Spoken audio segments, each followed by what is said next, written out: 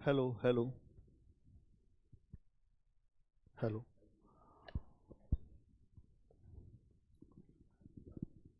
कल कहाँ तक हो गया था? हम्म।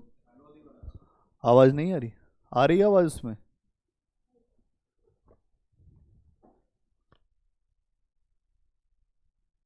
Hello hello. आ रही है।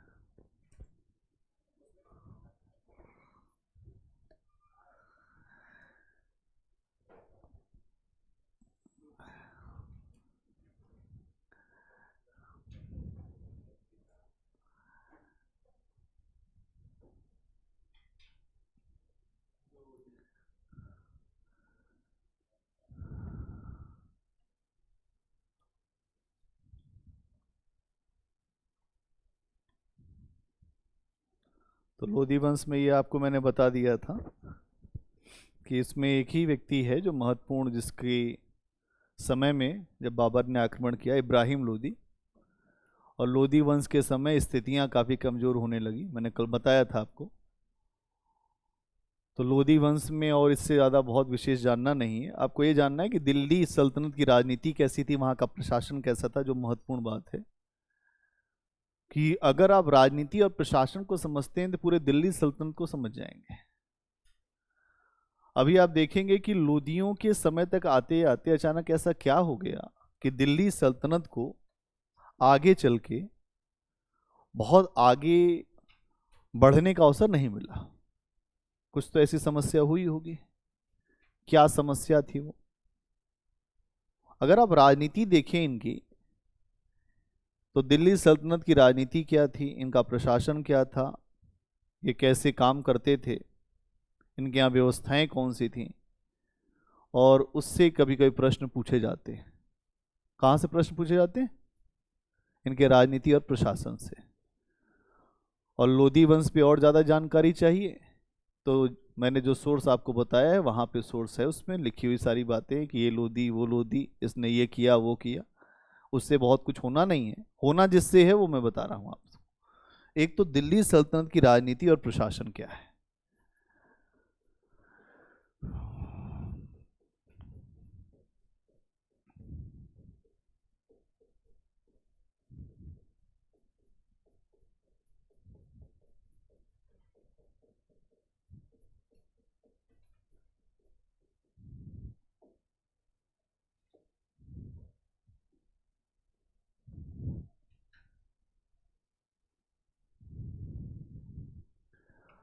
दिल्ली सल्तनत की राजनीति और प्रशासन कभी कभी ब्लैक एंड वाइट जो है इरिटेट करता है, इसलिए कभी कभी रंगीन चित्र भी होना चाहिए। ब्लैक और वाइट का कॉम्बिनेशन। तो दिल्ली सल्तनत की राजनीति क्या है, इसकी प्रशासन की व्यवस्था क्या है, तो सबसे पहले आप इसमें देखें कि इनकी संरचना कैसी थी।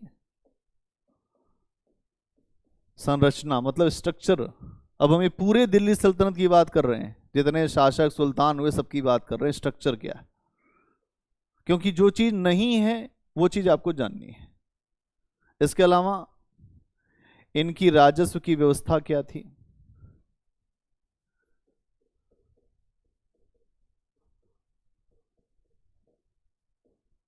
जो दिल्ली सल्तनत आगे बढ़ी उसका स्ट्रक्चर क्या है, उसके स्ट्रक्चर को समझना जरूरी है। इसके अलावा इनकी न्याय की व्यवस्था कैसी थी।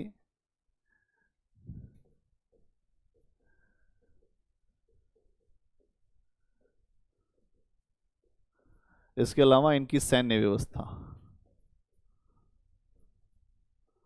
अगर आप अभी पहले सुन लो, कोई भी राज्य बनेगा ये चार फैक्टर रहेगा, आज भी यही है राज्य में। कोई स्टेट बनेगा तो कोई स्ट्रक्चर होगा प्रशासन का, तभी स्टेट भी चलेगा, और नई स्ट्रक्चर होगा खत्म हो जाएगा। इसीलिए सबसे पहले प्रशासनिक स्ट्रक्चर बनता है किसी जगह का। अगर कहीं जाएंगे तो प्रशासन कैसे चलेगा, कौन किसकी बात सुनेगा, कौन किसकी बात नहीं सुनेगा, है कि नहीं। जब दिल्ली सल्तनत की स्थापना हुई तो भारत में कोई भी स्ट्रक्चर नहीं दिखता है, और जो स्ट्रक्चर है वो बहुत पुराना, सामंत उसमें बैठे हुए अलग अलग स्थानों पर, कोई व्यवस्था ही नहीं चलने दे रहे हैं। तो दिल्ली सल्तनत जब स्थापित हुई तो एक स्ट्रक्चर को बनाने का काम हुआ, इसीलिए इन्होंने एक केंद्रीय सत्ता को स्थापित किया भी था। ऐसे स्ट्रक्चर में क्या किया? एकता व्यवस्था किया, नहीं किया? इसके अलावा जो विश्वसनीय अमीर हैं उनको अपने सलाहकार में रखा, बाद में उनको भी समाप्त किया गया, लेकिन पहले इनिशियली स्टेट को जब फॉर्मेशन करना होता है तो सलाहकर्ताओं की भूमिका बड़ी होती है।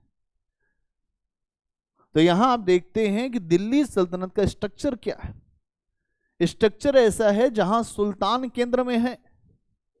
कौन केंद्र में है?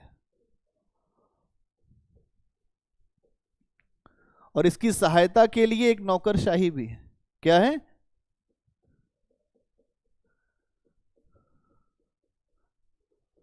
नौकरशाही का मतलब अमीर वर्ग,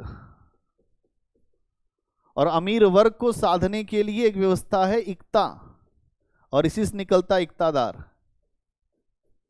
इसके पहले चर्चा हो चुकी है, केवल आप समझते चलेंगे, है कि नहीं? इक्तादार के काम क्या हैं? एक तो जो तुमको क्षेत्र मिला है, क्षेत्र में तुम्हें जो प्रशासन देना है, दूसरा यहां पर शांति व्यवस्था बना के रखना है,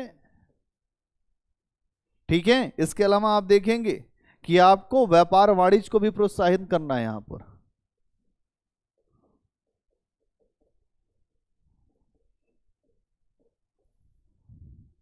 इसके अलावा इस एकता की जितनी आय है, उस आय में से अपने जो प्रशासन और अपने जो सेना का खर्च काट कर और अपना खर्च काट के वो सारा पैसा सुल्तान के पास भेज देना है केंद्र में। कहां भेज देना है? इसको कहा गया फवाजिल। ये क्या है? फवाजिल मतलब बची हुई राशि जो इस एकता से बची। क्लियर है? इसके अलावा ये तो सिस्टम हो गया प्रांत का। इक्तादार कहां पर है? प्रांत में है, मतलब एक हिस्सा होगा जो दिल्ली सल्तनत का केंद्र का हिस्सा। केंद्र कहां है? दिल्ली में। कहां है? बोलो भाई, कहां? दिल्ली में। इसके नीचे फिर क्या है? प्रांत। प्रांत के अलग अलग प्रांत होंगे, इक्तादार बैठेगा। इक्ता को कहा गया प्रांत। उसके नीचे क्या है? जिला। क्या होगा उसके नीचे? जिला। और इसके लिए एक शब्द आया है शक या शिक। शिक शब्द आया। क्या है? शिक। और इसके मालिक को कहा गया सिकदार, मतलब ये सिकदार डीएम है। अब तुमसे प्रश्न आ जाए मिलाने के लिए कूट वाला, तो सिकदार कौन है? ये जिले का मालिक है। इक्तादार से नीचे इक्तादार है गवर्नर, ये है डीएम। क्या क्लियर हो रहा है? इसके बाद इसके नीचे आते हैं, इसके नीचे आते हैं तो आता है परगना। परगना मतलब दो तीन तहसीलों को मिलाकर एक एसडीएम होता है, जिसको कहते हैं परगना अधिकारी, sub divisional magistrate. Sub divisional magistrate, तो परगना अधिकारी हिंदी में कहते हैं एसडीएम को, मतलब एक नीचे एसडीएम भी है। अब ऐसे अगर आप इसकी तुलना करना चाहो, और यहां पर आप देखेंगे तो तीन अधिकारी हैं परगना में। परगना में कितने अधिकारी? अभी भी आप देखेंगे एडीएम, एसडीएम प्रशासन, एसडीएम राजस्व, अलग अलग एसडीएम में भी अलग अलग कोर है कि नहीं?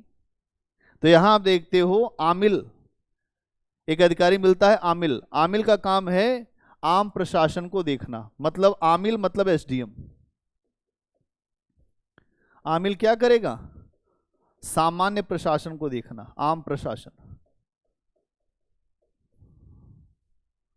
या सामान्य प्रशासन।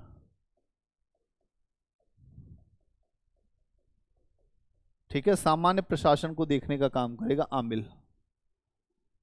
इसके अलावा एक व्यक्ति आपको देखिएगा मुंसिफ, अभी आता है मुंसिफ मजिस्ट्रेट। कभी आप जाएं उत्तर प्रदेश में, मुंसिफ मजिस्ट्रेट आज भी नाम चलता है। मुंसिफ एक हो गया आमिल, और दूसरा कौन है? मुंसिफ। क्या है? मुंसिफ। कहां पे है मुंसिफ? परगना में ही है। और ये क्या काम करता है मुंसिफ? ये राजस्व की व्यवस्था को देखता है, राजस्व आ रहा है कि नहीं आ रहा। राजस्व की वसूली का काम मुंसिफ का है। मतलब ये एसडीएम राजस्व है।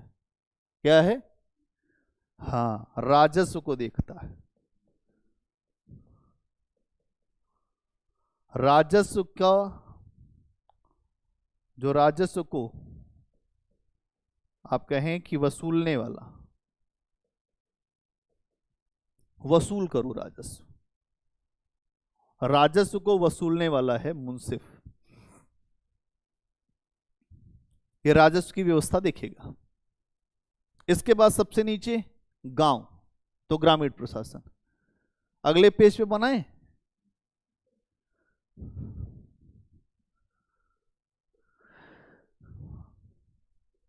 ग्रामीण प्रशासन। आप उसी के नीचे करते जाइएगा। स्ट्रक्चर यही है दिल्ली सल्तनत का। दो अधिकारी, मुंसिफ और आमिल। ठीक है, और उसके नीचे आप देखते हैं जो ग्रामीण प्रशासन, यहां आपको दो अधिकारी मिलेगा। एक मिलेगा पटवारी, आज भी पटवारी गांव में आपको मिलेगा।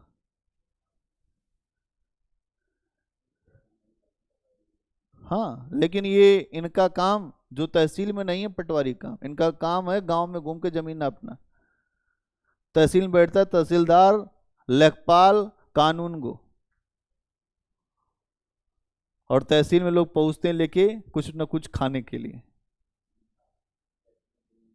हाँ, जमीन का काम होता है। एक एसडीएम के अंडर में 3-4 तहसीलदार आती हैं, 3-4 तहसीलदार आते हैं। हाँ, एसडीएम भी अलग अलग होते हैं ना। परगने में एसडीएम जो है एक तो होगा जो प्रशासन देखेगा, एक होगा राजस्व का। अब तो जैसे आप जो बिहार में जाएंगे तो वहाँ एसडीएम के पास जो प्रशासन का पावर ही नहीं है, वहाँ एसडीओ कहलाता है। वो राजस्व का प्रशासन, मतलब अधिकतर आप देखेंगे वहाँ एसडीओ जो है बहुत पावरफुल नहीं है। उत्तर प्रदेश में एसडीएम बहुत पावरफुल है, क्योंकि उत्तर प्रदेश में एसडीएम को जो प्रशासन का भी अधिकार मिला है, राजस्व का भी मिला है, दोनों अधिकार भी दिए गए। बिहार में राजस्व है तो प्रशासन, इसीलिए वहां डीएसपी का पद लोग नंबर 1 पे डालते हैं। हाँ, जो बीपीएससी में जो पुलिस सर्विसेज है, जो डीएसपी वाला पद, उसको लोग नंबर 1 पे डालते हैं, क्योंकि एसडीएम वहां एसडीओ बोला जाता है। एसडीओ के पास बहुत पावर नहीं है। पुलिस के पास खूब पावर है बिहार में, आदमी भरे हुए हैं। आप अगर जो पुलिस में चले गए तो आपको हाथ भी धुलाएगा बिस्लेरी पानी से। हम तो गए हैं वहां ना, और एक दो दोस्त हैं, तो मैं जाता हूं तो ऐसा फील कराते लगता है कि भगवान आ गए हो। क्योंकि जितना पिछड़ा इलाका होगा उतना ही ज्यादा सम्मान अधिकारियों का, जितना अगड़ा इलाका होगा उतना ही कोई नहीं। आप आइए दिल्ली आईएएस बन के, कोई नहीं पूछेगा। यहाँ कौन आईएएस को पूछता है? बड़े बड़े व्यापारी हैं। यहाँ आईएएस ओएएस मतलब क्या है? यहाँ तो मंत्री बैठे हुए, तो इतने सारे मंत्री बैठे हुए हैं। पूछ वही होगी कि आप चले गए अररिया, फिर सीतामढ़ी, शिवहर, कोई है ही नहीं है। जो बंगले में जनरेटर चल रहा है क्योंकि लाइट ही नहीं रहे। हम एक बार गए, हमारा बड़ा अनुभव रहा। हमने कहा यार बिहार में है बहुत अच्छी जगह, जमीन बहुत अच्छी है, बहुत उर्वर है, लेकिन आदमी वैसे ही है बेल टाइप के। उनको कुछ पता नहीं चलता है कि कब चलना चाहिए, नहीं चलना चाहिए। शाम के 6 बजे दुकान बंद होने लगेगी। अरे भाई सुधरो, कब सुधरोगे?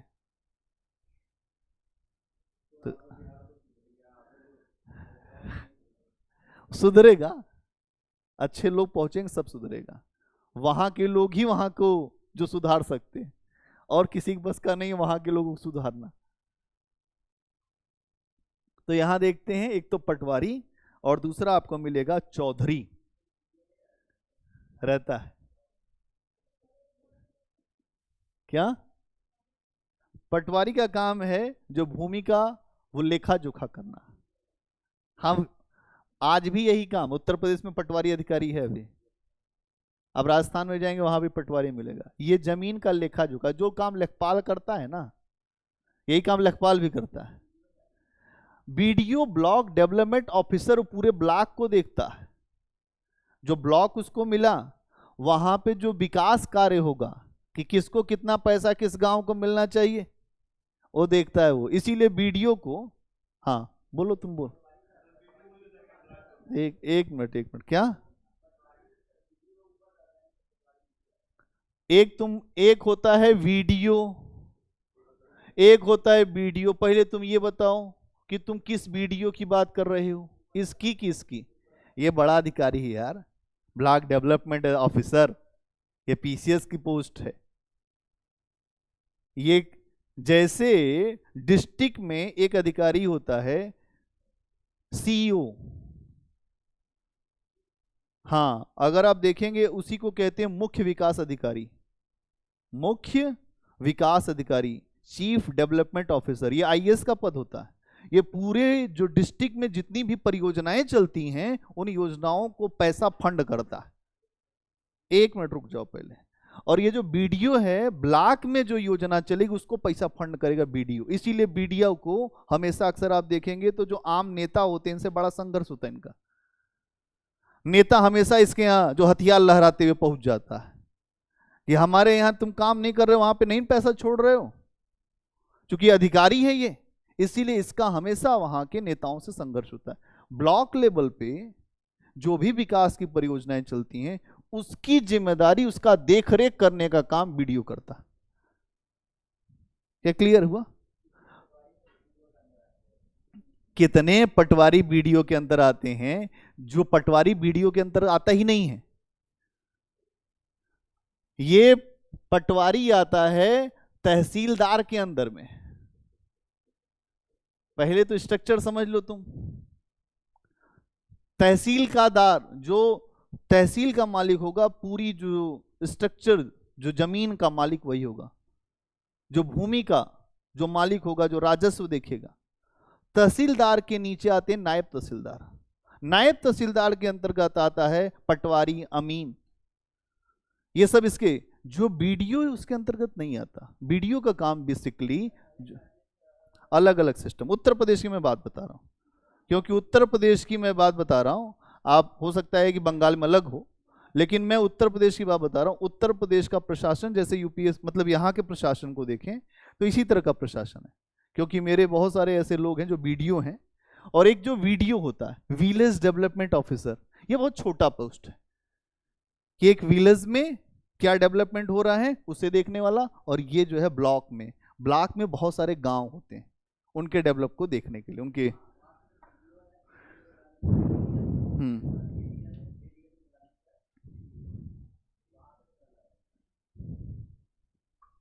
आएंगे उस पर। जब स्ट्रक्चर कभी बताएंगे तो तुमको अलग अलग जगह स्ट्रक्चर में कुछ डिफरेंस हो सकता है। मैंने आपको बताया कि जो बिहार का एसडीएम है उसके और उत्तर प्रदेश के एसडीएम के पावर में बड़ा अंतर है। वो लाठी चार्ज भी करा सकता है उत्तर प्रदेश का एसडीएम। धारा 144 लगाने का अधिकार एसडीएम के पास है, लेकिन बिहार में ऐसा अधिकारी, ऐसे पावर्स जो हैं एसडीएम के पास नहीं है। अलग अलग राज्य अलग अलग अपने जो शक्तियों को, अधिकारियों को डिस्ट्रीब्यूट करता है। वो राज्य का विवेकाधिकार है कि उसमें कितनी शक्ति किसको कौन दे रहा है। क्या क्लियर है? चलिए, सीओ उसको कहते हैं जो सर्किल ऑफिसर, उसमें भी अलग अलग होते हैं। एक तो चकबंदी ऑफिसर होता है, उसको भी सीओ बोलते हैं। ठीक भैया, पहले तुम लोग समझ लो, जैसे मैं तुमको यूपीपीसीएस से बता दे रहा हूं, लेकिन इसके बाद पूछना मत।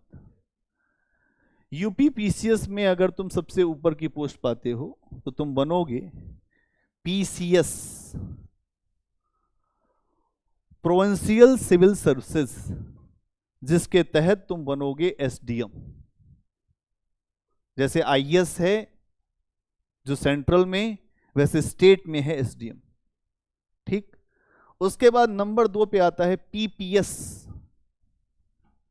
प्रांतीय पुलिस सर्विसेज। इसके तहत अगर तुम अधिकारी बनोगे तो तुम कहलाओगे डिप्टी एसपी। और इसी का एक और नाम है उत्तर प्रदेश में जो चलता है सीओ, सीओ साहब। इसको कहते हैं सर्किल ऑफिसर। एक तुमको सर्किल मिल गया, उस सर्किल में 3-4 थाना होता है, उस थाने के तुम ही मालिक हो। लेकिन ये पद बड़ा ही कमजोर है, क्योंकि एसपी बड़ा पावरफुल होता है तो इसको शक्तिशाली नहीं होने देता। इसलिए चूंकि एसडीएम इसलिए पावरफुल हो जाता है कि आईएएस के पास इतना समय नहीं है कि एसडीएम, मतलब उसके पास और भी कई काम होते हैं। लेकिन यहां पर जो आईपीएस है उसके पास एक ही विभाग है, पुलिस, तो वो इनको घेरता रहता है। अब आईएएस को देखो, ये अंतर्गत किसके हैं? आईएएस के, और वो आईपीएस के। आईएएस के पास लगभग 40 से 50 विभाग है,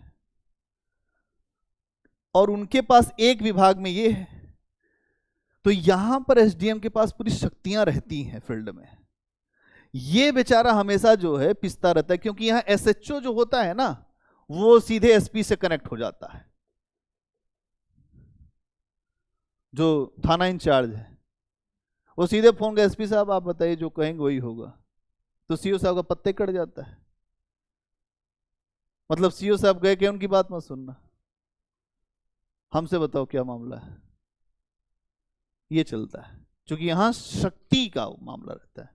तो समझो ये स्ट्रक्चर है। इसके बाद नीचे की पोस्ट है, फिर बीडीओ हो गया, फिर बीएसए हो गया जो बेसिक शिक्षा अधिकारी हो गया, फिर जो कमर्शियल टैक्स ऑफिसर हो गया, उससे ऊपर असिस्टेंट कमिश्नर सेल टैक्स होता है, असिस्टेंट कमिश्नर इंडस्ट्री होता है, बहुत सारे अधिकारी हैं। लेकिन ऊपर के यही 2 पद जान जाते हैं, और यही हर स्टेट में भी है, एसडीएम और पीपीएस। एसडीएम और पीपीएस, इन दोनों के अधिकारी आईएएस में आगे जाके प्रमोट हो जाते हैं। ये हो जाता है आईपीएस, और इनकी जो पोजीशनिंग होती है, अगर आप बहुत जल्दी हो गए तो आप डीआईजी तक जाएंगे, आप डीआईजी होकर रिटायर होंगे, और यहां पे जो कमिश्नर होकर रिटायर हो जाएंगे। आईएएस हो गए डायरेक्ट तो आप मुख्य सचिव, और उसके बाद हो सकता है कि भारत सरकार के मंत्रालयों में भी आपको काम करने का अवसर मिल जाए। क्या क्लियर है? बहुत बढ़िया, पूरा प्रशासन जान लिया आज ही आप। ये जब नौकरी में जाएंगे वैसे ही प्रशासन तो पता ही चलेगा, लेकिन अभी भी जान लो, बहुत अच्छा। ठीक है। तो पटवारी का काम क्या है? ये भूमि का लेखा जोखा करता है। क्या करता है? भूमि का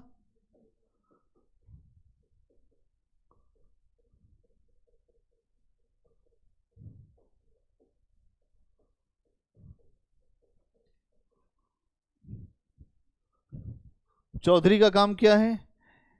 ये राजस्व की वसूली करता है। हाँ, जो जिले के, अगर आप देखेंगे जो गांव के स्तर पे, हाँ, ये राजस्व की वसूली करता है।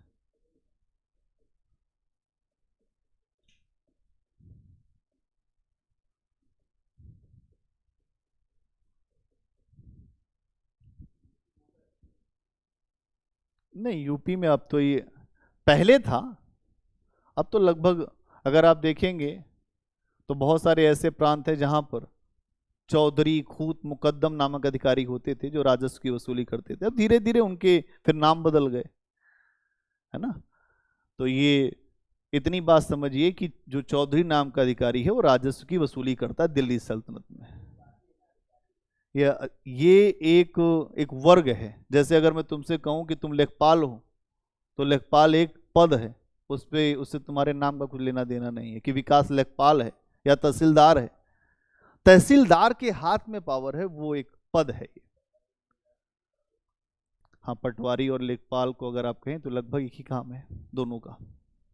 तो जमीन को जो नापने का काम करता है, बहुत ज्यादा मक्खी मक्खी में बिठाओ तुम लोग, एक बार बता दूं मैं। हाँ, मतलब इतनी बात समझो जितने से तुम्हारा काम बन जाए। हम तुम्हारे सब प्रश्न का जवाब दे देंगे, लेकिन इसीलिए टीचर जो होता है ना, वो ये उसको ये कहना पड़ता है कि भैया हमको जो है ये सब बात, अगर तुम्हारे दिमाग बहुत प्रश्न है, इतनी बात समझ लो, ये इसकी भी जरूरत नहीं थी इस समय, लेकिन ये भी बताना पड़ा। अब इतनी बात समझो कि जो चौधरी का काम दिल्ली सल्तनत में इतना है कि वो राजस्व की वसूली करेगा, और राजस्व की वसूली करने वाले कई अधिकारी वर्तमान में तहसीलों में हैं, जैसे अमीन भी है, लेखपाल भी है, सारे लोग मिलके जो नायब तहसीलदार के द्वारा जो भी निर्देश मिलता है उसको जाके ग्रामीण क्षेत्रों में इंप्लीमेंट करते हैं। ऐसे ही उस समय जब आप देखेंगे जो ग्रामीण क्षेत्र है वहां पर राजस्व की वसूली करने का काम चौधरी करेगा, और जो भूमि का लेखा जोखा वो लेखपाल करता है, जिसको आप पटवारी कहते हो। तो पटवारी आता है, वो जमीन नापता है, जैसे दो भाइयों में बंटवारा हुआ तो पहले जमीन लेके वो लेके आएगा, फिर नापेगा, अलग कर देगा, उसी के लिए लोग वहां पर कुछ लेते हैं। आगे बात समझ में आई? बात समझ में कि नहीं? कहेंगे विद्वान जब बहुत शिष्य हो जाते हैं तो गुरु को भी बड़ा विद्वान बनना पड़ता है, नहीं? अब आ जाइए राजस्व प्रशासन पे।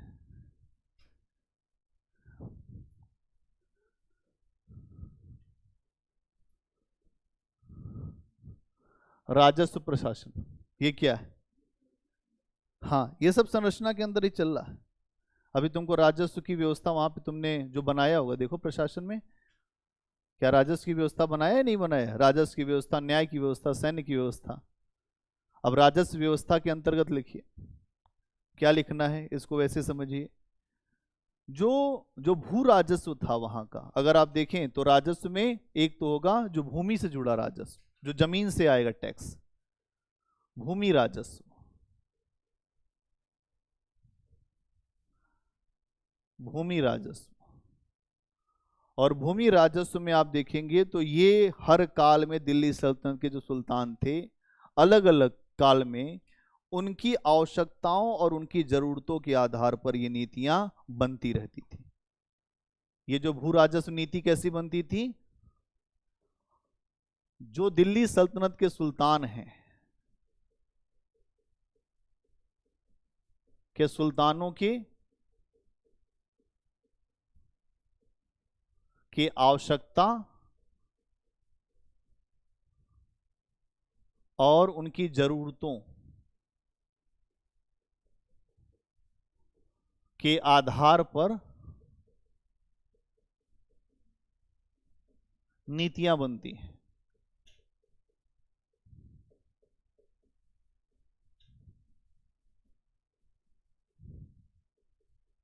यहां से आपको प्रश्न मिलने की संभावना है। ये जितनी बातें मैं आपको बता रहा हूं, यहां से आपके सामने प्रश्न आने की संभावना है कि राजस्व का प्रशासन वहां कैसे होता था और भूमि का राजस्व क्या था।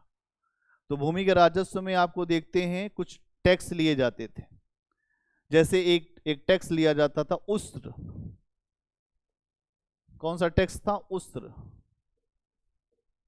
एक टैक्स ये लिया जाता था उस्र। अब ये आपके सामने आ सकता है, उस्र टैक्स कब लिया जाता था, कैसा टैक्स था? खराज लिया जाता था।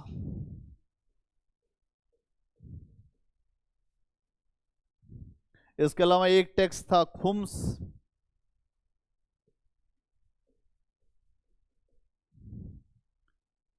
है ना? एक टैक्स लिया जाता था जो जजिया, एक टैक्स लिया जाता था जकात। इतने टैक्स आपको यहां पे मुख्य रूप से दिखेंगे। अगर आप देखें तो भू राजस्व के लिए अलग अलग आवश्यकताओं और जरूरतों के आधार पर हमेशा भू राजस्व दिल्ली सल्तनत में होते रहे। इसके अलावा अन्य टैक्स भी लिए जाते थे, जैसे उस्र, खराज, खुम्स, जजिया और जकात। उस्र क्या था? यह मुसलमानों से लिया जाने वाला टैक्स था। उस्र क्या था? यह मुसलमानों से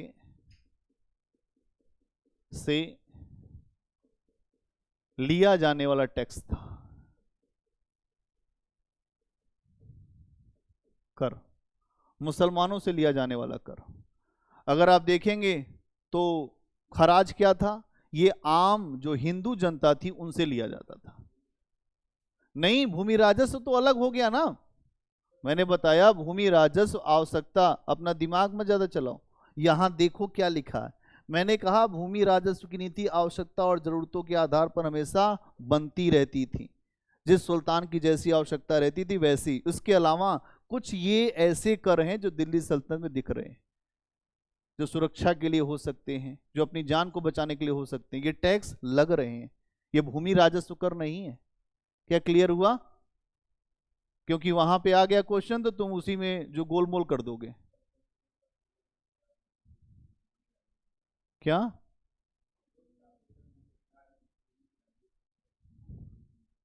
नहीं, खरात में ये आपने लिखा होगा। क्या लिखा है, खोलो भाई।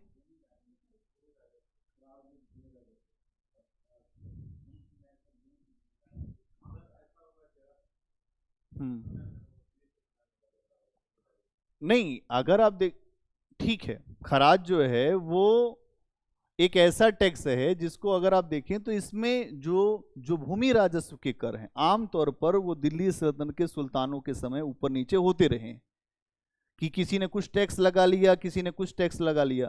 और जो फिरोज शाह तुगलक के समय में ही तो आपने इसको लिखा है, तो उसने ये हर कर को हटाकर 4 कर लगाए जो शरीयत के अनुसार। तो उसमें एक कर ये हो सकता है भूमि कर के, अगर मैंने लिखवाया होगा तो भूमि कर ही होगा, ठीक है।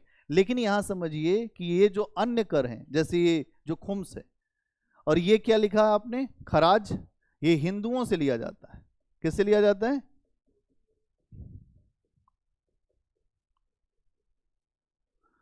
हिंदुओं से लिया जाता था।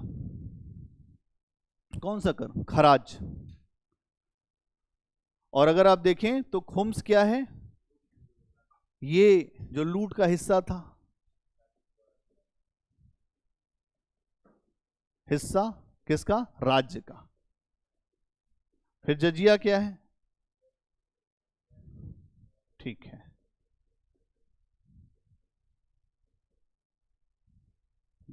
गैर मुस्लिम पर, गैर मुस्लिम जनता पर इससे लगाया जाता था। फिर जकात क्या है? ये मुस्लिम जनता पर धार्मिक कर था।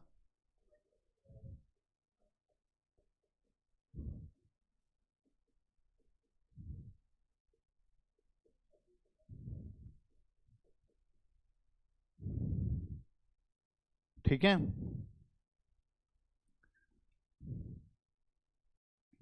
इसके अलावा जो भूमि राजस्व की वसूली होती थी वो 3 तरीके से होती थी। ये हो गया।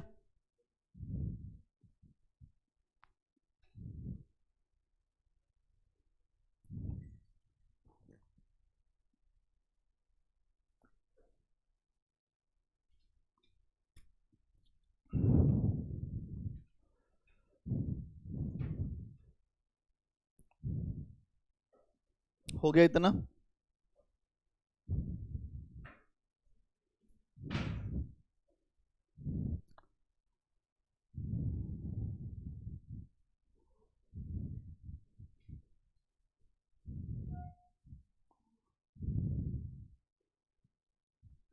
जो भूमि राजस्व है उसकी उसकी वसूली कैसे होती थी?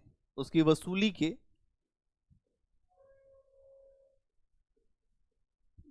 3 तरीके दिखते हैं दिल्ली सल्तनत में। 3 तरीके, मतलब टैक्स को वसूला कैसे जाएगा। जो अगर ऐसा कर लगा जो उत्पादन के ऊपर लग रहा है, जो भूमि के ऊपर लग रहा है, उसको वसूलने के 3 रास्ते आपको दिखाई देते हैं। एक तो दिखता है खेत से ही, अगर आप देखेंगे खेत से ही जो राजस्व का बंटवारा किया जाता था। यहां पर अगर आप देखें तो खेत से ही राजस्व का बंटवारा करने की प्रवृत्ति दिखाई देती है।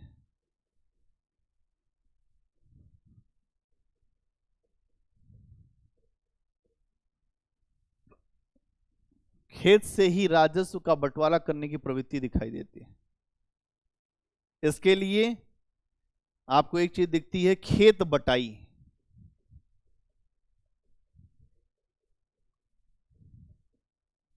इसके अलावा एक चीज आपको दिखती है लंक बटाई।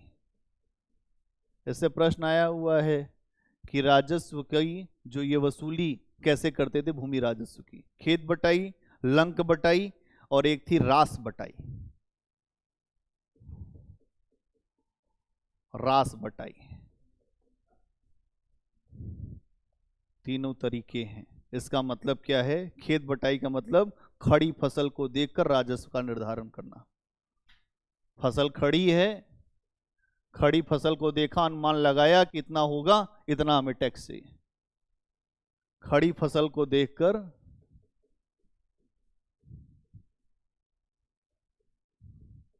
राजस्व को लगाना।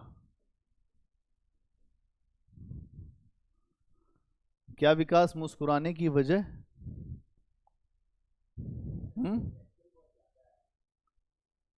नहीं, फैक्चुअल ज्यादा है तो फैक्चुअल हम जानबूझ के ज्यादा बता रहे हैं। हमें पता है कि क्या आना है और क्या नहीं आना है। तुम्हें याद करना है ठीक है, नहीं याद करना है छोड़ देना। खड़ी फसल को देखकर राजस्व का जो निर्धारण करना, ठीक है। फिर उसके बाद जो लंक बटाई क्या है कि जब फसल कट गई, और आप देखते हैं कि जब भी फसल खेत में कटती है तो उसके साथ भूसा भी रहता है, तो भूसे के साथ जब आप देखते हैं कि बिना भूसा साफ किए अनाज का बंटवारा करना, इसका मतलब होता है लंक बटाई। बिना भूसा साफ किए, बिना भूसा साफ किए राजस्व का बंटवारा, उसको कहते हैं लंक बटाई। उसके बाद जो रास बटाई होती है, जब पूरा अनाज बिल्कुल साफ सुथरा हो जाए उसके बाद जब हम राजस्व लेते हैं तो उसको कहते हैं रास बटाई। मतलब सब कुछ साफ हो गया, अनाज घर पे आ गया, बन गया, तैयार हो गया, उसके बाद आएंगे अधिकारी, फिर अनाज का बंटवारा होगा, टैक्स देना पड़ेगा। मतलब साफ सुथरे अनाज को जब आप देखते हैं उसके आधार पर जब आप बंटवारा करते हैं उसको रास बटाई कहते हैं। अलग अलग है,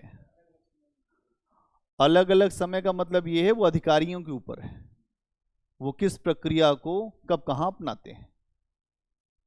वो रास बटाई भी कर सकते हैं, लंक बटाई भी कर सकते हैं और खेत बटाई भी कर सकते हैं, जैसा उनको समझ में आए, जहां से ज्यादा उनको फायदा समझ में आए। तो अगर ये ऊपर वाला लेंगे तो इसमें अपना भी लगाना पड़ेगा, फिर उसको साफ कराना पड़ेगा, तो आमतौर पर रास बटाई पर जाते होंगे, है ना। अनाज को साफ करके राजस्व का बंटवारा, राजस्व को प्राप्त करना।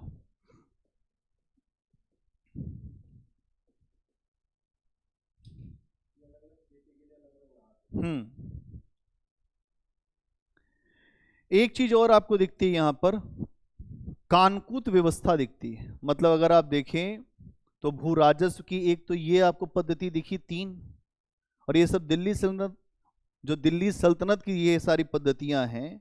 इसके अलावा एक व्यवस्था मिलती है कानकूत। अगर कभी प्रश्न आ जाए प्री में कि कानकूत व्यवस्था क्या है, इसीलिए मैं आपको बता रहा हूं क्योंकि आपको पता ही नहीं है कि आना क्या है क्या नहीं आना है। आ जाएगा तो आप उस समय ये कहेंगे कि नहीं सर ने बताया, और नहीं आएगा तो आपको वो भी नहीं पता है। तो कानकूत व्यवस्था क्या है इसी में, अगर आप देखें कानकूत,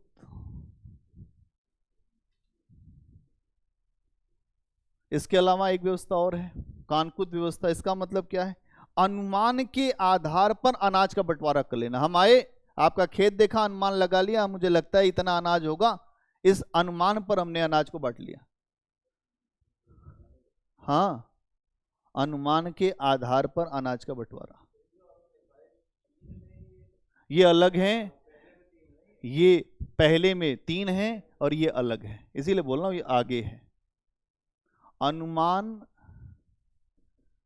के आधार पर, अनुमान के आधार पर अगर आप देखें अनाज का बंटवारा किया जाना।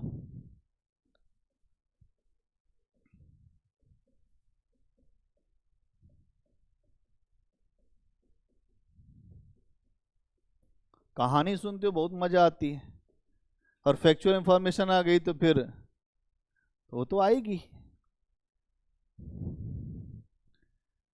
इसके अलावा एक व्यवस्था और यहां मिलती है, मसाहत। क्या मिलती है? मसाहत। ये भी जो भूमि राजस्व की व्यवस्था है सारी, इसका मतलब अगर आपके सामने आ गया, खेत बटाई, लंक बटाई, रास बटाई, कानकूद, मसाहत, ये सब राजस्व वसूली की प्रक्रियाएं।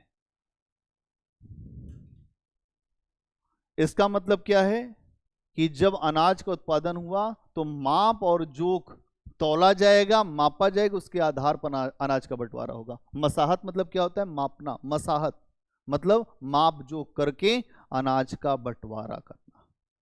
क्या करना है? माप जोख के माध्यम से बंटवारा करना। माप जोख के माध्यम से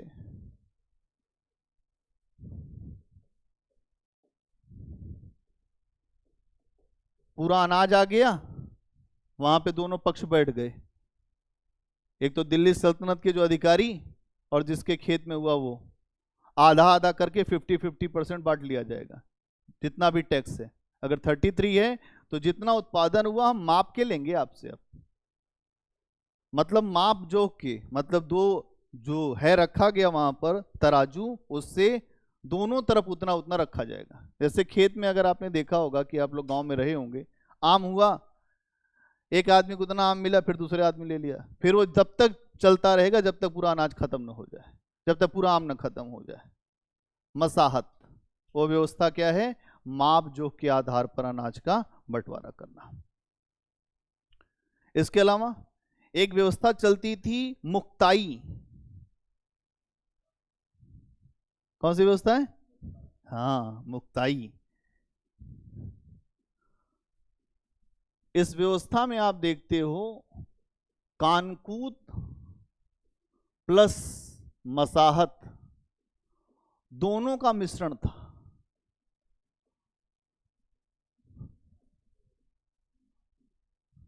दोनों चीजें होती थी।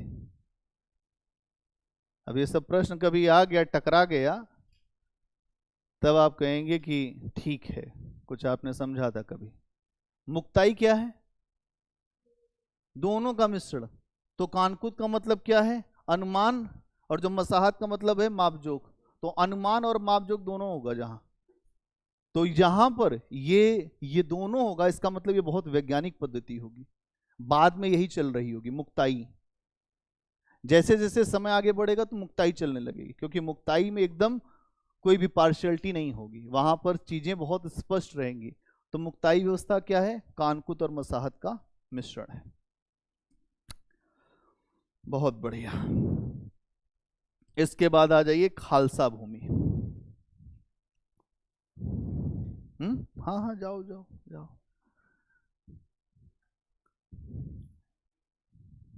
हाँ, होगा समय। खालसा भूमि।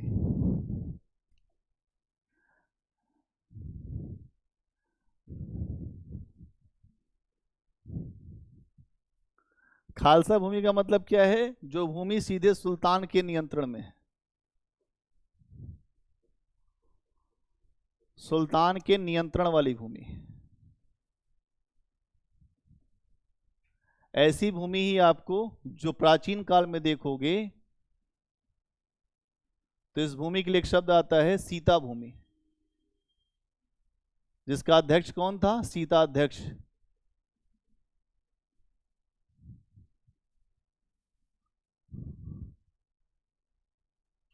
खालसा भूमि का मतलब समझ गई? इसका मतलब क्या है? खालसा भूमि ऐसी भूमि है जो सुल्तान की निजी भूमि है, मेरी खुद की। अगर वो भूमि होगी निजी तो उस पे उसी को पूरा जाएगा अनाज, और उस पे लोग खेती करेंगे, वो खेती करवाएगा अपने अधिकारियों के माध्यम से। तो सुल्तान की निजी भूमि को खालसा कहा गया। और यहां पर एक लाइन लिख दो खालसा भूमि में, सुल्तान की निजी भूमि को,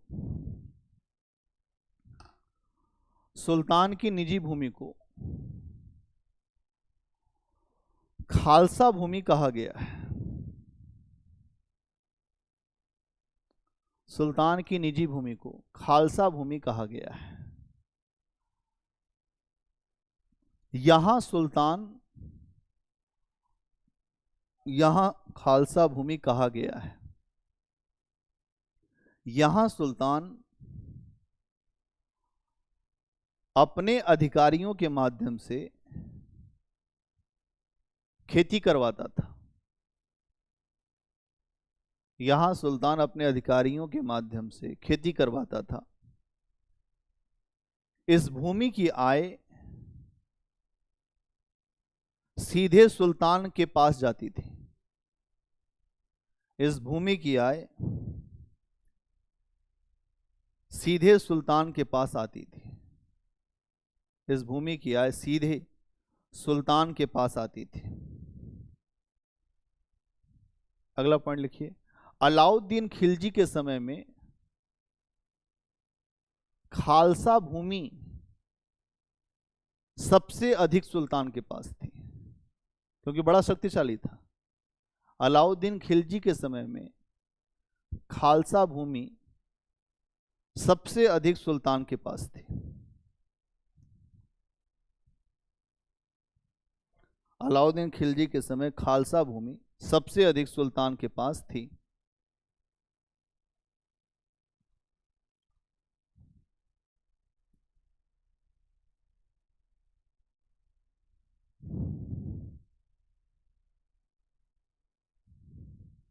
ठीक है, बस हो गया। फैक्चुअल इंफॉर्मेशन यहां खत्म।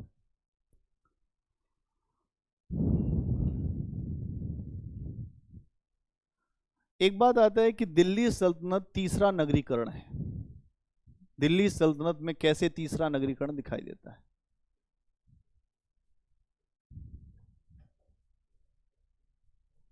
सल्तनत में तीसरा नगरीकरण, सीता भूमि मौर्यों के, जो मौर्य सम्राट थे उनके समय मौर्य सम्राट की निजी भूमि होती थी सीता भूमि, जिसका अध्यक्ष होता था सीता अध्यक्ष। जैसे यहाँ पर खालसा भूमि है, वैसे ही सीता भूमि मौर्य सम्राटों के द्वारा सीधे अपने अंतर्गत रखी जाती थी। उस भूमि की पूरी आय, सारा कुछ सम्राट के सीधे पास पहुंचता था। वैसे ही खालसा भूमि है जो दिल्ली सल्तनत में है। न्याय व्यवस्था में सबसे ऊपर सुल्तान है, उसके बाद उसके अधिकारी हैं जो अलग अलग लोग हैं, जो मुख्य काजी भी है, सद्र सुदूर है। इसके अलावा जो सेना व्यवस्था है वहाँ पे मीर बख्शी है, और मीर बख्शी के साथ साथ और भी जो उनके अधिकारी हैं। तो उस पर हम इसीलिए गए नहीं हैं क्योंकि फैक्चुअल इंफॉर्मेशन पे हम बहुत ज़्यादा इस पे भी नहीं जाते थोड़ा सा, लेकिन यहाँ से प्रश्न आया हुआ इसलिए गए हैं।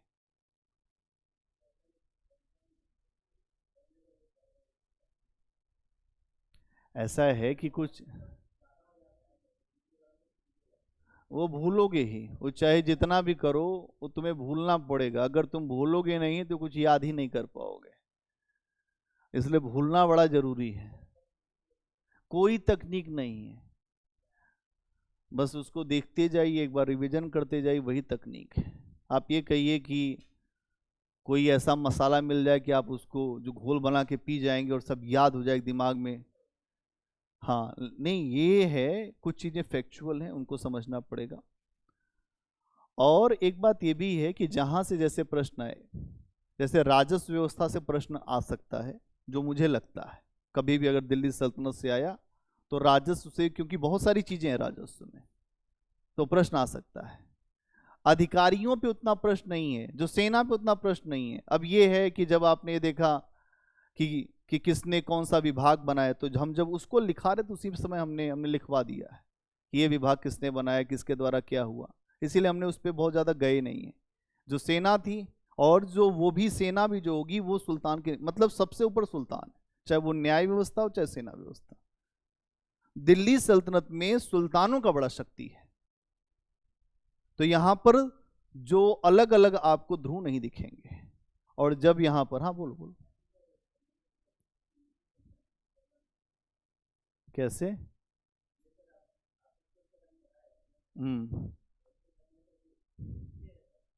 ये तुमको लिखना नहीं है, ये हमने थोड़ा सा तुमको जो ये अभी बताया है,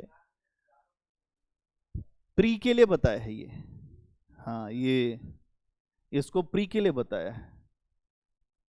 इसको तुमको मेंस में कहीं लिखने की जरूरत पड़ेगी नहीं। ये प्री में क्वेश्चन कभी आ गया उड़ते जमते, आपके दिमाग में रहेगा तो बहुत फायदा रहेगा।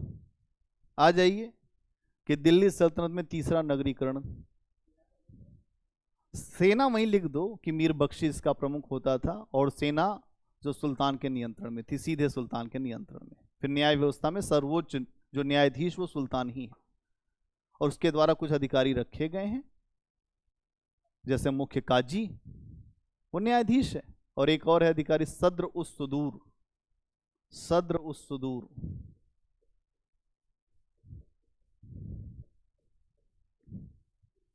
मुख्य काजी, ये सारे लोग जो न्याय का काम देखते हैं।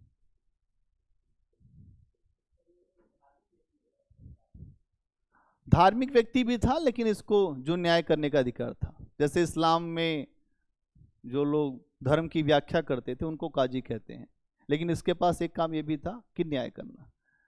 ठीक, इसके अलावा जो सेना में है वो मीर बख्शी है।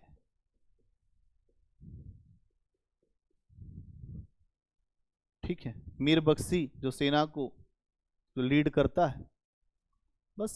और ये दोनों ही अगर आप देखें तो ये दोनों ही सुल्तान के प्रति जवाबदेह हैं।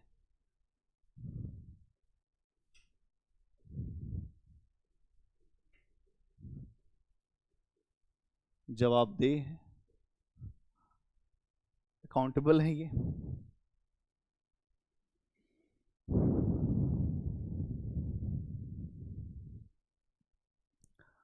अगर हम बात करें कि दिल्ली सल्तनत में तीसरा नगरीकरण कैसे कहा जा रहा है, तीसरा नगरीकरण कैसे है, तो इसका मतलब क्या है? इसका मतलब क्या है कि वहां पे जो समाज में बदलाव कैसे आया, वहां तकनीक में बदलाव कैसे आया, और वहां के आर्थिक जीवन में बदलाव कैसे आया। जब भी आप नगरीकरण की बात करेंगे तो समाज बदलना चाहिए, तकनीक बदलनी चाहिए, और वहां की अर्थव्यवस्था बदलनी चाहिए। और अगर आप दिल्ली सल्तनत में देखिए तो इन तीनों में ही बदलाव हुआ। समाज बदला, क्यों? क्योंकि जब इस्लाम का आगमन हुआ, एक केंद्रीय सत्ता मजबूत हुई, तो यहाँ पर जो वर्ण व्यवस्था थी, जो जाति व्यवस्था थी, वो टूटी। और जब ये व्यवस्था टूटी और बहुत से रोजगार के अवसर आए, तो रोजगार के अवसर आए तो जो निम्न वर्ग के लोग थे, निम्न वर्ग के लोगों की आर्थिक स्थिति मजबूत हुई। और जब आर्थिक स्थिति मजबूत होगी तो ऐसा व्यक्ति अपने अधिकार की मांग करेगा। तो समाज में बदलाव आ रहा है कि नहीं आ रहा, ये बताइए। इस्लाम का आगमन आया, इस्लाम का आगमन हुआ, दिल्ली सल्तनत बनी, एक केंद्रीय सत्ता स्थापित हुई, यहां कोई जाति व्यवस्था नहीं थी, इस्लाम में सब बराबर, और इसीलिए सबको रोजगार के अवसर मिले।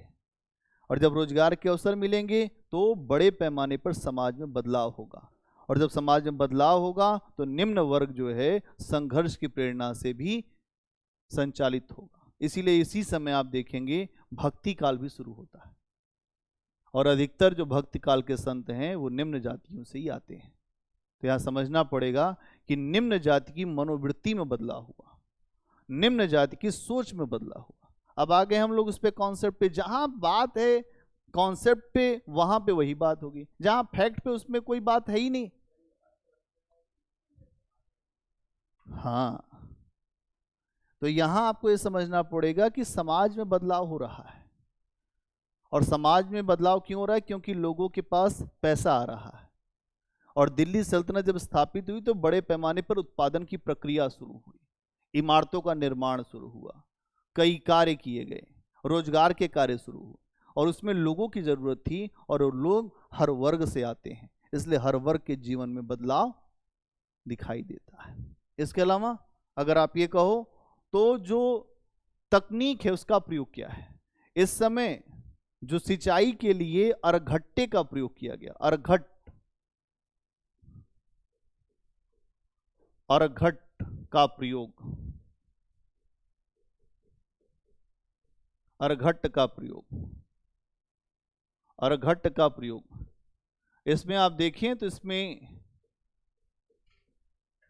क्या होता था, जो गियर होते थे, पहला गियर, दूसरा गियर, तीसरा गियर, और वो जब भी गियर लगते थे तो उसमें पानी का फ्लो बढ़ता था, इसलिए मैंने लिखा तकनीक। तकनीक का प्रयोग जब जब कोई भी करेगा तो उत्पादन भी बढ़ेगा, और उत्पादन बढ़ेगा तो लोगों की स्थितियां भी बदलेंगी। अब इस पे प्रश्न आया हुआ यूपीएससी में, अर्घट्टे का प्रयोग। प्रीवियस ईयर क्वेश्चन उठाओगे, अर्घट पे प्रश्न आया है। ठीक है, तो जादू की झप्पी लेते हैं हम और ये समझते हैं अर्घट, अर्घट का प्रयोग। जब यहाँ तकनीक का प्रयोग होता है तो हमें समझना पड़ेगा कि इसके प्रयोग से चीजें बेहतर होनी शुरू हुई।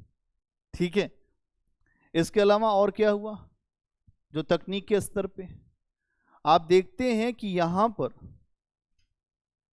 जो भवन बनाए गए हैं, उस भवन को बनाने के लिए एक होता था सुरखा और एक होता था चूना पत्थर। तो भवनों के निर्माण के लिए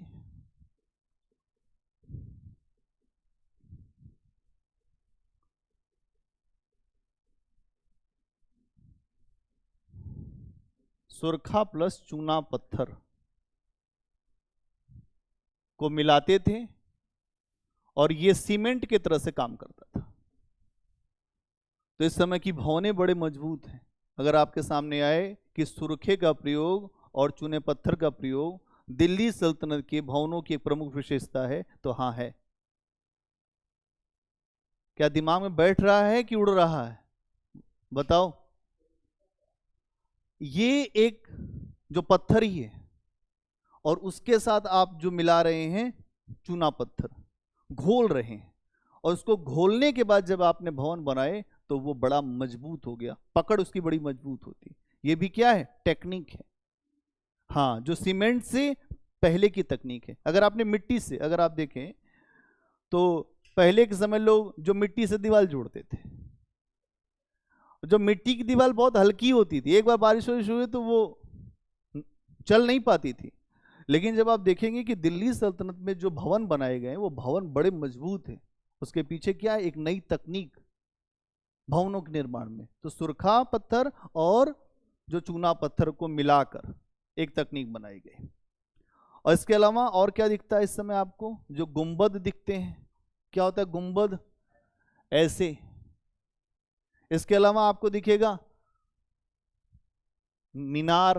अगर आप देखते होंगे कि जो गुरुद्वारे उर्द्वारे में भी दिखता है, मस्जिदों में दिखता है, लंबी सी एक होती है, उसको कहते हैं मीनार। तो गुंबद दिखेगा आपको, मीनार दिखेगा, और एक चीज आपको दिखता है मेहराब। तो मैंने कहीं लिखा, जो गुंबद, मीनार और मेहराब। अब तुमको अभी जो बना के दिखाते हैं,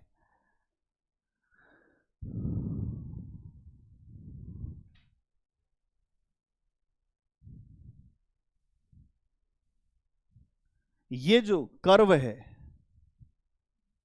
इसको कहते हैं मेहराब। जो ऊपर से रहेगा उसको कहेंगे गुंबद और इसको कहेंगे मीनार। तो चार मीनार देखा, चार मीनार, कुतुब मीनार।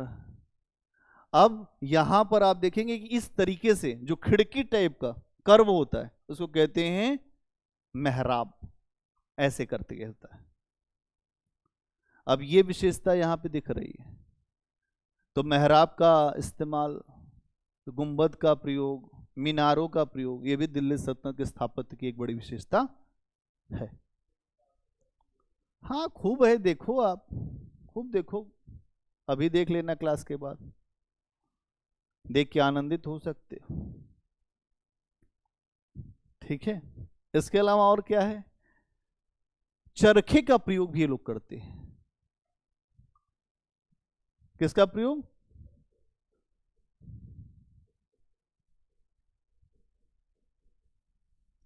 चरखे का प्रयोग। इसके पहले भारत में इस्तेमाल होता था कतला।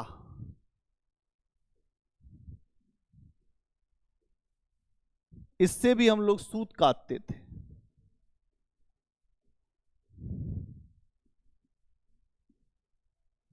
ये भी जो सूत काटने की एक तकनीक थी, जिसको क्या कहते थे, कतला। हाँ, उसके बाद अगर आप देखते हैं जब यहाँ दिल्ली सल्तनत की स्थापना हुई तो यहाँ पर चरखे का प्रयोग हुआ। चरखे के प्रयोग से जितना इससे सूत कटता था उससे 3 गुना सूत चरखे से उतने ही समय में कट जाता था।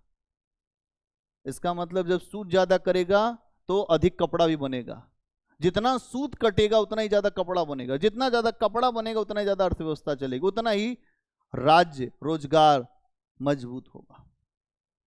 तो यहां पर आप देखते हैं कि जो कतला था वो सूत काटने का पहले का तरीका था।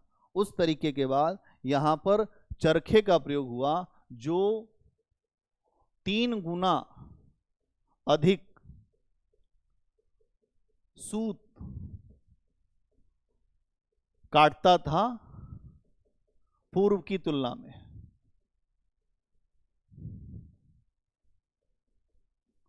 तो तकनीक में बदलाव हो रहा है कि नहीं हो रहा, बोलो भाई।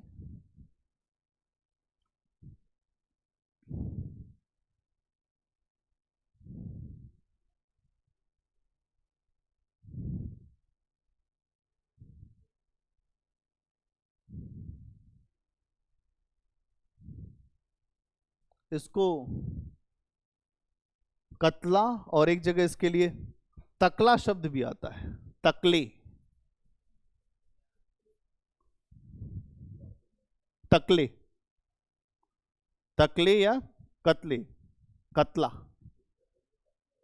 तकलिया तो जाओ, तकलिया मतलब निकल जाओ यहां से। कह दे कि अगर कोई बोल दे तुमको तकलिया हो जाओ तो यहां निकल जाओ। तकलिया, तकलिया, तकलिया मतलब हटो,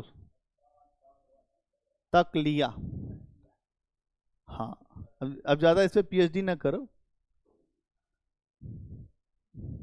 ठीक है। इसके अलावा और क्या है, ऊनी वस्त्र उद्योग भी इस समय आपको बहुत अच्छी अवस्था में दिखेगा। और क्या दिखेगा, ऊनी वस्त्र उद्योग।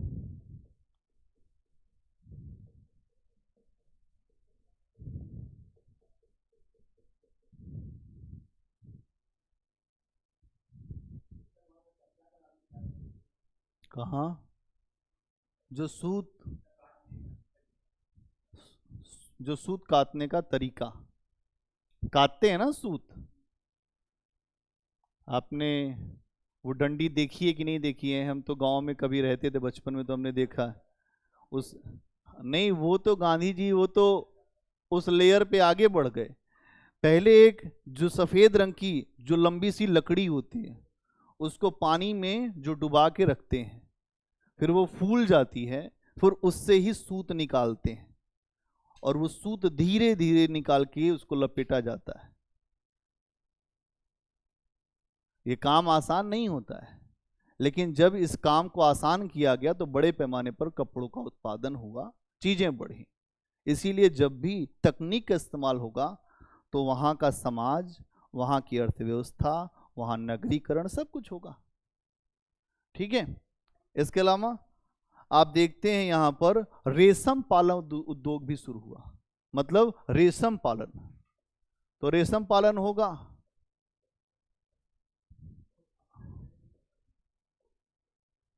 होता था लेकिन इतना ज्यादा नहीं। इस समय आप स्ट्रक्चर देख रहे हैं पूरा, हाँ, जो रेशम पालन उद्योग मतलब यहां स्ट्रक्चर्ड हो गया सिस्टम पूरा। और इसमें आप देखते हैं कि जो जो रेशमी कपड़े उनको बनाना, जो बड़े लोग रेशमी कपड़े पहनेंगे, अच्छे लोगों, मतलब इसकी बहुत ज़्यादा जो डिमांड भी होगी, तो रेशम उद्योग भी आपको दिखेगा। इसके अलावा आप देखते हैं कागज का प्रयोग, दिल्ली सल्तनत में पहली बार बड़े पैमाने पर कागज का प्रयोग हो रहा है। तो अगर आपके सामने एक प्रश्न आए कागज का प्रयोग कब से भारत में हो रहा है, तो दिल्ली सल्तनत। कागज का प्रयोग ये बहुत छोटी बात नहीं है। कागज का प्रयोग मतलब आप यहां से अपनी चीजों का संरक्षण करना शुरू कर रहे हैं। कागज का सबसे पहला जो प्रयोग हुआ है वो चीन में हुआ। उसके बाद अगर आप देखते हैं तो दुनिया में अलग अलग हिस्सों में हुआ, और यहाँ आप देखते हैं तो दिल्ली सल्तनत में फिर कागजों का प्रयोग इस समय आपको दिख रहा है। हम्म हम्म हम्म ठीक बात। हाँ ठीक, बिल्कुल ठीक है। कागज के प्रयोग से क्या फायदा हुआ? एक तो पूरी जानकारी रखना आसान हो गया, एक तो प्रशासनिक सुविधा हुई, फिर शिक्षा का प्रसार हुआ और कला का विकास हुआ। तीन चीजें हुई। एक तो प्रशासनिक सुविधा, कोई आदेश भेजना हो। दूसरा जो शिक्षा का विकास।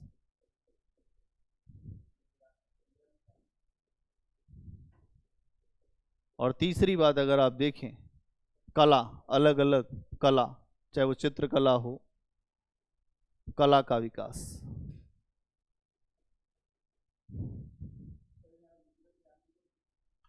नहीं, मुद्रा की क्रांति ऐसी यहाँ पे है नहीं, कागज की मुद्रा तो चली नहीं थी। हाँ ये बोल सकते, अलग अलग साहित्य तो इसी को लिख रहे हैं ना, कला का विकास में आ जाएगा सब। वो साहित्य, उसका विकास, अलग अलग पुस्तकों का विकास, ये सब आ जाएगा। ठीक है।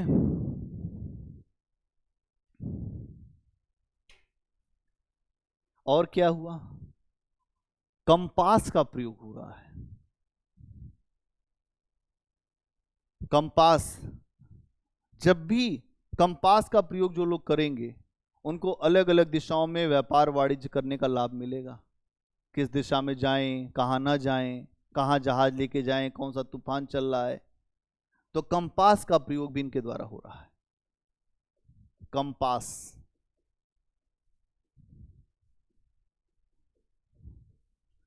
जितना पढ़ाता हूं मन से पढ़ोगे तो तुम्हारा काम हो जाएगा, और संदेह करोगे तो वहीं तुम जो है, क्योंकि संदेह जैसे ही तुम्हारे मन में आया तो जो भी पढ़ा रहे हो तुम्हारे दिमाग से निकल जाएगा। हाँ, तो कंपास का प्रयोग हो रहा है। तो कंपास क्या है? तुमको नींद आ रही है?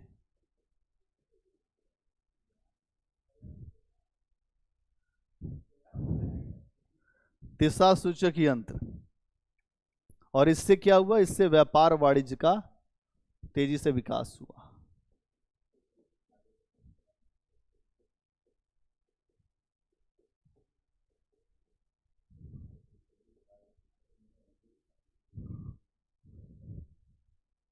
व्यापार वाणिज्य का विकास।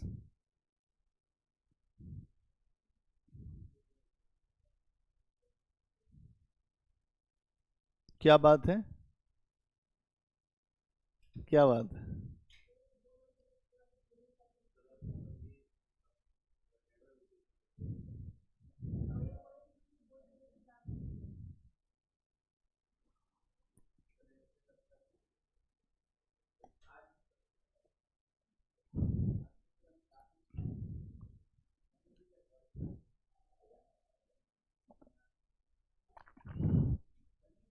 तुम चाहे जो बोलो, मेरे ऊपर कोई असर होने वाला नहीं है।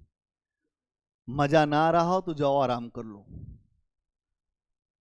अपने को इससे, क्योंकि हम यही, हमें कोई फर्क नहीं पड़ेगा। ये लोग जानते हैं, यहाँ एक भी है तब भी पढ़ाया है, हमें कोई फर्क नहीं पड़ेगा। आनंद के लिए अगर हम पढ़ाते तो बहुत जगह आनंद ही देते रहते। इसलिए आनंद, आज की इस क्लास में जितनी बातें बता रहा हूँ इससे ही आपको ये पता चलेगा नगरीकरण कैसे आया। ये सारे प्रयोग हैं। अब इसमें आनंद ना आए तो अच्छा है। अब हिंदी साहित्य में आनंद आता है तुमको तो वहाँ मजा आता है, यहाँ आनंद नहीं है ऐसा। तो नगरीकरण कैसे होगा?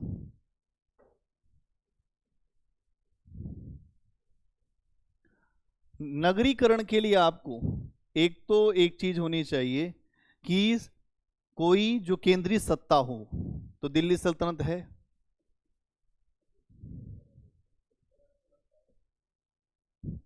केंद्रीय सत्ता हो, क्या कह रहे हैं? आ जाओ पहले इस पे आ जाओ, अर्थव्यवस्था पे बात होगी।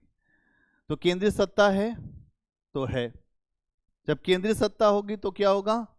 शांति व्यवस्था होगी।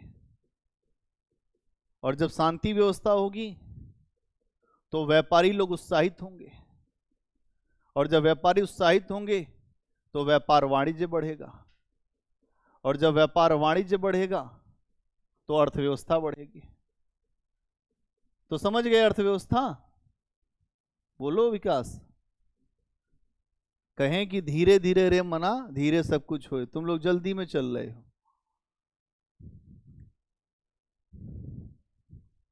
ठीक है। और इसके बाद आप देखते हैं कि जब व्यापार वाणिज्य सब कुछ आगे बढ़ेगा तो व्यापारी अलग अलग जगह घूमेंगे, और अलग अलग जगह जाएंगे तो कई नगरीय केंद्र उभर के सामने आएंगे।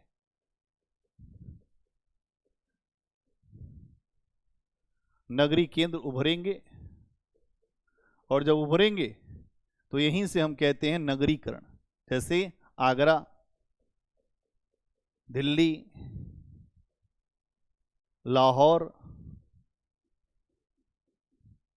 ठीक है, बहुत सारे केंद्र बनने लगे, ये सारे नगरीय केंद्र। इसीलिए यहां पर हम देखते हैं कि पूरी अर्थव्यवस्था, सारा स्ट्रक्चर, नगरों का निर्माण ये हो रहा है, कई नगरीय केंद्र बनने हैं। हाँ, बनारस तो है ही है, पहले से ही है। बनारस तो बहुत पहले से, एंशियंट टाइम से। फिर मथुरा भी है, बहुत सारे स्थान है, ये तो है ही है बहुत सारे। लेकिन इस समय कुछ नए नगरीय केंद्र भी उभर रहे हैं। जो नए नगरीय केंद्र हैं वो भी उभर रहे हैं, आगरा, दिल्ली, लाहौर।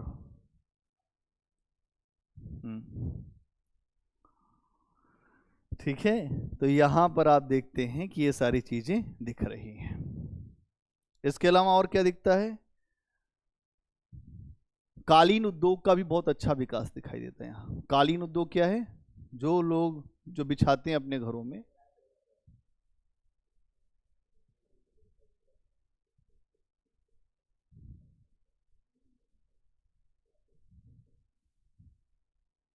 कालीन उद्योग का विकास भी दिखाई देता है।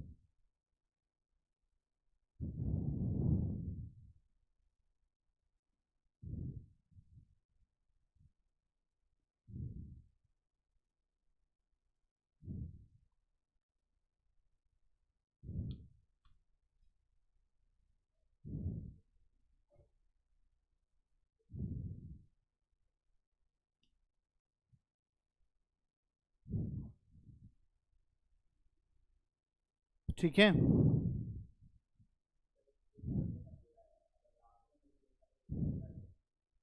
हम्म, नहीं तो उसको अब, वो तो बोला ही है। इसके अलावा अगर अगर न्याय व्यवस्था में एक चीज और समझ लो कि यहाँ पर जो न्याय है वो आपको दो प्रकार के दिखाई देते हैं। एक तो दीवानी न्याय और दूसरा फौजदारी न्याय। थोड़ा सा और इसमें समझ लो, दोनों प्रकार के न्याय होते थे। तो दीवानी न्याय में अगर आप देखते हैं तो हिंदुओं के अलग और मुसलमानों के लिए अलग। हिंदू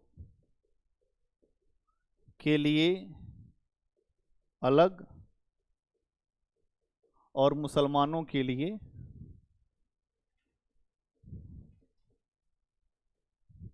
अलग।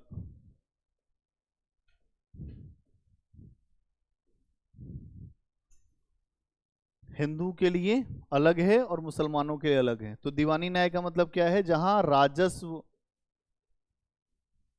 या कोई जमीन, संपत्ति, ऐसे मामले जो होते हैं उनको राजस्व की श्रेणी में रखते हैं, जो दीवानी मामले होते हैं। मारपीट फौजदारी में आता है, मारपीट, हत्या, ये सारी फौजदारी। ठीक है। इसमें आप देखते हैं तो हिंदुओं के लिए जो भी नियम बनते थे, जो दीवानी नियम थे, वो स्मृति और धर्मशास्त्र के अनुसार होते थे। हाँ, स्मृति और धर्मशास्त्रों के आधार पर।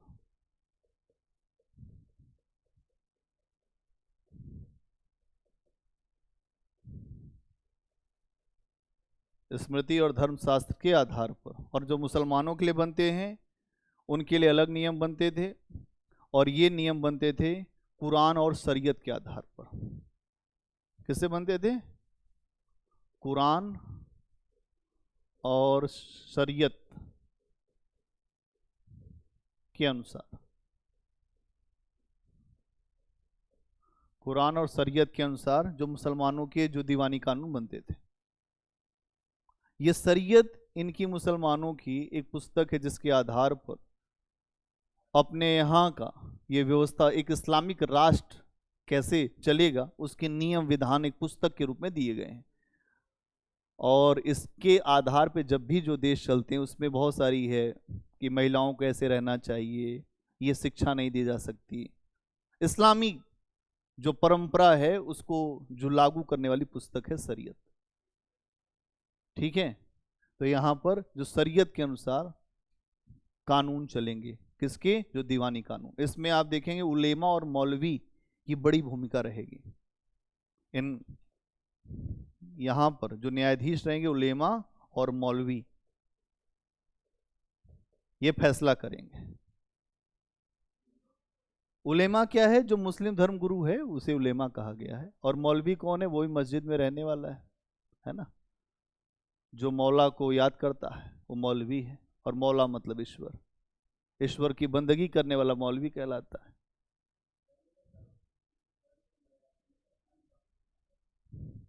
अब जो भी था, लेकिन था तो इसके अलावा जो फौजदारी कानून था वो हिंदू और मुसलमान सबके लिए बराबर था।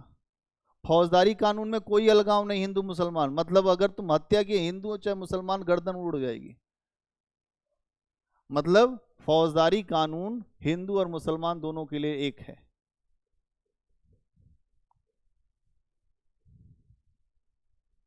मुसलमान दोनों के लिए एक है। हिंदू और मुसलमान दोनों के लिए एक है।